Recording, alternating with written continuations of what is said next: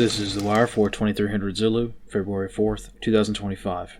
Precedence is routine. Information cutoff is 2200. Bottom line up front. Shooting in Sweden results in mass casualty incident. Trade war in North America paused as negotiations continue. Beginning with international events, in Sweden this morning a shooting was reported at an educational facility in Örebro.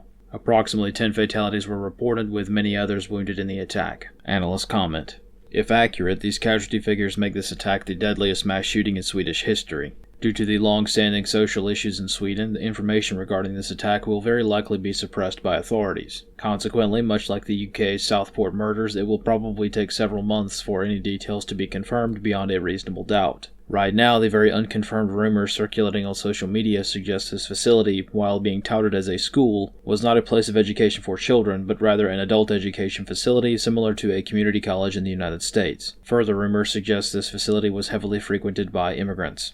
In North America, immediately following yesterday's report, both Canada and Mexico capitulated with regards to the trade war, bringing a temporary halt to the tariff threats posed by the United States. More diplomatic negotiations will take place later, but in the meantime, Canada has immediately pledged to increase their efforts to combat the illicit fentanyl trade flowing from Canada into the United States. This will include the appointing of a fentanyl czar and a joint strike force that will combat drug trafficking along the border with Canada. In Mexico, various counter-narcotics campaigns are beginning to take form. Overnight, many plane watchers and aviation enthusiasts noted the presence of very substantial intelligence, surveillance, and reconnaissance, or ISR, platforms operating in the vicinity of Mexico. Analysts comment. Many eyebrows were raised due to the observance of an RC-135 rivet joint platform flying a racetrack pattern up and down the Gulf of California. This is one of the most capable signals intelligence or SIGINT aircraft in the world. Considering that this airspace was not congested at the time, nor is a common flight path, the crew could easily have flown without their ADS-B transponder turned on if their goal was to remain covert. Even the most rudimentary internet search also reveals that this platform never flies on a whim, and very substantial military actions usually follow shortly after. Consequently, this move was probably an intentional message to cartel leadership, either to serve as a warning outright, or to let cartel members know that all of their communications are under surveillance. On the home front, in the southwest, counter-ICE protests and demonstrations continued throughout the region overnight, with some protests shifting into riots in some locations. In Los Angeles, an unlawful assembly was declared after crowds became violent.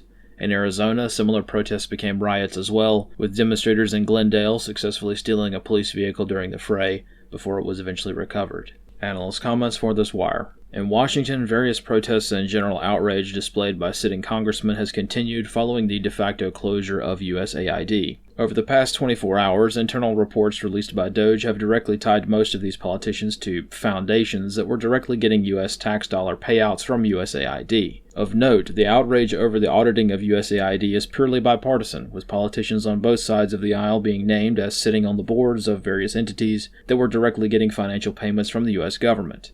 Many people often ask how it's possible for a member of Congress or some other government official to have a net worth in the millions while working a position that has a meager salary. Most people chalk this up to simply insider trading, but in the case of USAID, this organization has been a major cash cow for almost all American politicians since its inception. Somewhat interestingly, President Zelensky of Ukraine stated in an interview with the Associated Press that his country only actually received around $75 billion out of the total $177 billion that was approved by Congress. Obviously, this is a claim that must be taken with a grain of salt, as there are undoubtedly ulterior motives at play. However, the timing of this statement is interesting.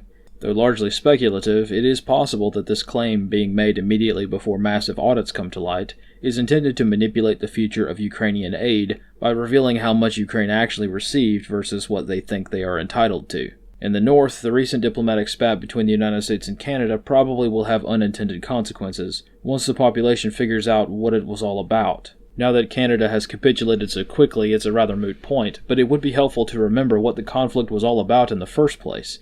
It was mostly about Canada's refusal to combat the fentanyl trade. Though somewhat surprising to Americans, business has been booming in Canada with regards to the fentanyl trade, specifically with regards to further refinement of precursor materials imported into Canada from India and China. This concludes The Wire for 2300 Zulu, February 4th, 2025.